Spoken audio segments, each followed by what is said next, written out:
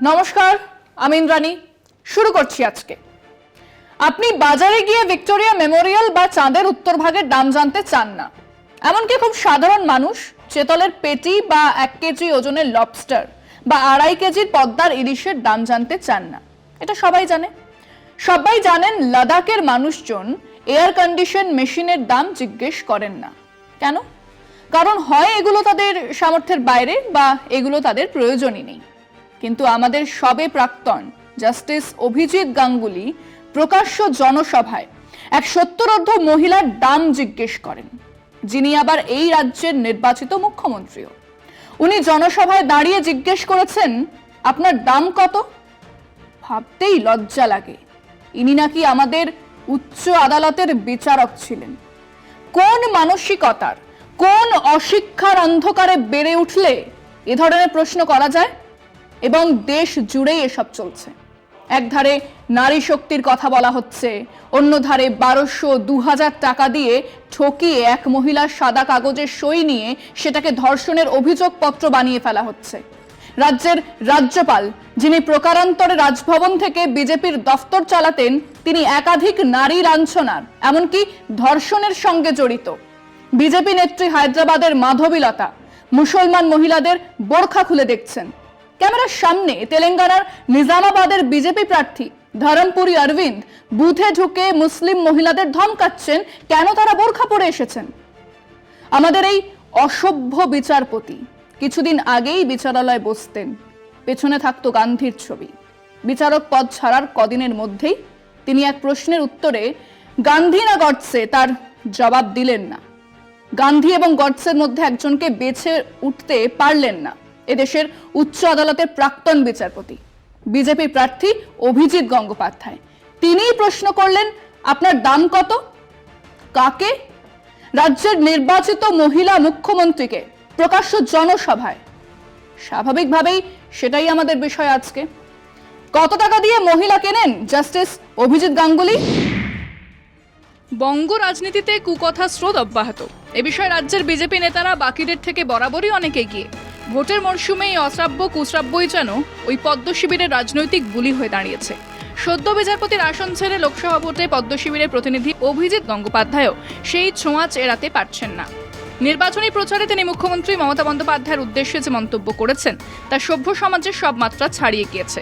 তা নিয়ে ইতিমধ্যে তৃণমূলের তরফে নির্বাচন কমিশনে নালিশ করা হয়েছে।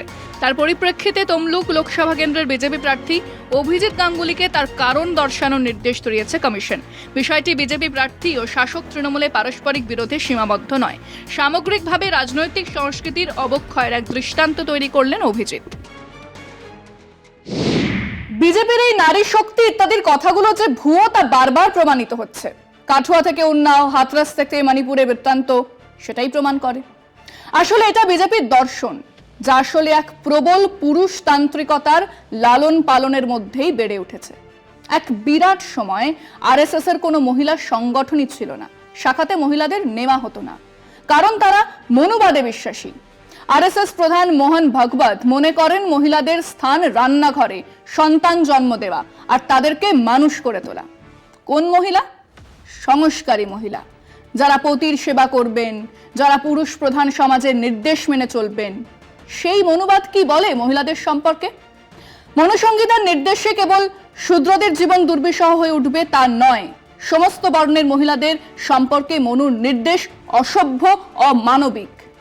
মনুসংহিতাতে বলা হচ্ছে, যেহেতু শাস্ত্রোক্ত বিধি অনুযায়ী মন্ত্রোচ্চারণের মাধ্যমে স্ত্রী জাতির জাতকর্ম সংস্কার পালিত হয় না, তাই তাদের অন্তঃকরণ নির্মল হয় না। স্মৃতি, শাস্ত্র, বেদ প্রভৃতি ধর্মশাস্ত্রের ওপর স্ত্রী জাতির কোনো অধিকার নেই, তাই তারা ধর্মজ্ঞ হতে পারে না। এমনকি কোনো মন্ত্রের ওপরেও স্ত্রী জাতির অধিকার না থাকায় তারা কোনো পাপ করলে মন্ত্রের সাহায্যে তা স্খলন করতে পারে না। তাই শাস্ত্র মতে স্ত্রী জাতি মিথ্যা, অর্থাৎ অপদার্থ। শ্লোক 9/18। মানে হলো মহিলাদের পইতে হয় না, তারা দ্বিজ নয়, অতএব তাদের শাস্ত্র পাঠের অনুমতি নেই। সেই কারণে তারা মন্ত্রোচ্চারণ করতে পারে না, তাই তারা অপদার্থ। অভিষ্ট হিন্দু রাষ্ট্র তৈরির পর নারীর কাজ সন্তান উৎপাদন এবং পতি সেবা। দেশের মাথায় যারা মনুবাদকে চাপাতে চান তারা তাদের মহান নেতা ক্ষণে ক্ষণে বলেন সবকা সাথ সবকা বিকাশ। কিসের সবকা সাথ? মনুস্মৃতিতে সাফ বলা আছে মাথায় থাকবে ব্রাহ্মণ আর রাজপুতেরা, ব্যবসা করবে বৈশ্যরা আর সেবা করবে শূদ্ররা। কিভাবে? তাদের ঘরের মেয়েদের আখের খেতে নিয়ে গিয়ে চিৎ করে পেড়ে ফেলা হবে, ধর্ষণ করা হবে, হত্যা করা হবে, তারপর পুলিশি পাহারায় জ্বালিয়ে দেওয়া হবে। উচ্চবর্ণের সেই জানোয়াররা মিছিল করবে জাতীয় পতাকা হাতে। এটা দেশ না দেশপ্রেম? এই সরসংচালক গোলওয়ালকর তার বাঞ্চ অফ থটসে লিখছেন, জাতিভেদ প্রথা আসলে দেশের দুর্বলতা নয়, দেশের শক্তি। জাতিভেদ প্রথা না থাকলে আমাদের দেশ কবেই বহিরাগত শত্রুর কাছে নতি স্বীকার করত। মানে এরা কেবল হিন্দু রাষ্ট্রই চায় না, এরা মনুবাদ চায়, চতুর্বর্ণের প্রতিষ্ঠা চায়। এরা আমাদের সংবিধানে যে জাতিভেদ প্রথা তুলে জাতি, ভাষা, বর্ণ, লিঙ্গ নির্বিশেষে মানুষের সমানাধিকার দেওয়া হয়েছে তার অবসান চায়। সেই আরএসএস বিজেপির নয়া দালাল অভিজিৎ গাঙ্গুলি প্রকাশ্য জনসভায় মাতৃসমা এক মহিলার দাম জিজ্ঞেস করবে, এটা তো স্বাভাবিক। আমরা আমাদের দর্শকদের জিজ্ঞেস করেছিলাম, প্রকাশ্য জনসভায় তমলুকের বিজেপি প্রার্থী অভিজিৎ গাঙ্গুলি রাজ্যের নির্বাচিত মুখ্যমন্ত্রীর দাম কত সেটা জানতে চেয়েছেন। আপনাদের মতামত জানান। অপমান করেছেন, গোটা ভারতবর্ষের মা বোনদের অপমান করেছেন, তার যোগ্য জবাব উনি পেয়ে যাবেন। অভিজিৎ গাঙ্গুলি ব্যক্তি হিসাবে আমি ওনাকে সমর্থন করি, কিন্তু উনি যে এরকম বক্তব্য মুখ্যমন্ত্রী সম্পর্কে একদম এটা সমর্থনযোগ্য নয়। আমি এটাই ধিক্কার জানাচ্ছি। আমরা তো ওনাকে অন্যভাবে চিনতাম, উনি একজন বিচারপতি, সবাই বাংলার শিক্ষিত বেকার যুবকরা জানত ভগবান হিসাবে।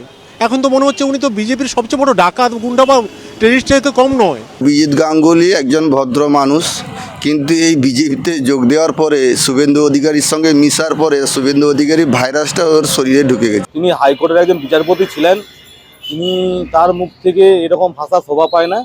আশা করি তিনি এটা থেকে শিক্ষা নিয়ে আগামী দিনে আর বাংলার মায়েদের বোনেদেরকে কোনোভাবে তিনি অপমান করবেন না। আরে এই মন্তব্যের কোনো পাল্টা মন্তব্য হয় না, কারণ ভারতবর্ষের বিচার ব্যবস্থাকে কলঙ্কিত করেছেন যে ব্যক্তি, সেই অভিজিৎ গাঙ্গুলির এই মন্তব্যের ধিক্কার জানাই, নিন্দা করি আমি এই মন্তব্যের। এটা বলা উচিত হয়নি। একটা দেশে মানে রাজ্যের মুখ্যমন্ত্রী, সর্বোচ্চ প্রধান, তার আবার দাম উনি কী হিসাবে বলছেন দামটা? এটা খুব লজ্জাজনক ব্যাপার। মমতা বন্দ্যোপাধ্যায় দীর্ঘ আন্দোলন, লড়াই, সংগ্রাম, ত্যাগ, তিতিক্ষার মধ্য দিয়ে তিনি আজকে মানুষের নয়নের মণি হয়েছেন। এটাকেই প্র্যাকটিক্যালি সহ্য করতে না পেরে অভিজিৎ গাঙ্গুলি এইরকম তির্যক ঈর্ষান্বিত মন্তব্য করছেন। বিজেপির সঙ্গে মুখ্যমন্ত্রীকে জড়িয়ে নিয়ে এইসব দাম জানার কথা বললে অসম্মান করা হয় মুখ্যমন্ত্রীকে। যে কোনো মানুষের কোনো দাম কি করে মুখে মূল্যায়ন করে বলা যায়? ওনার কর্মের উপর তার ডিপেন্ড করছে যে মূল্য কত।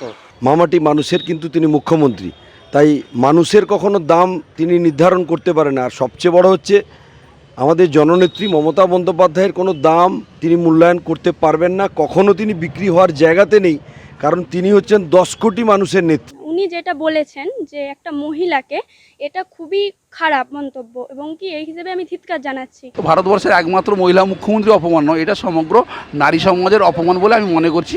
ওনার জায়গা থেকে, কোন জায়গা থেকে এবং কি প্রেক্ষিতে উনি বলেছেন সেটা আমাদের আগে দেখা দরকার।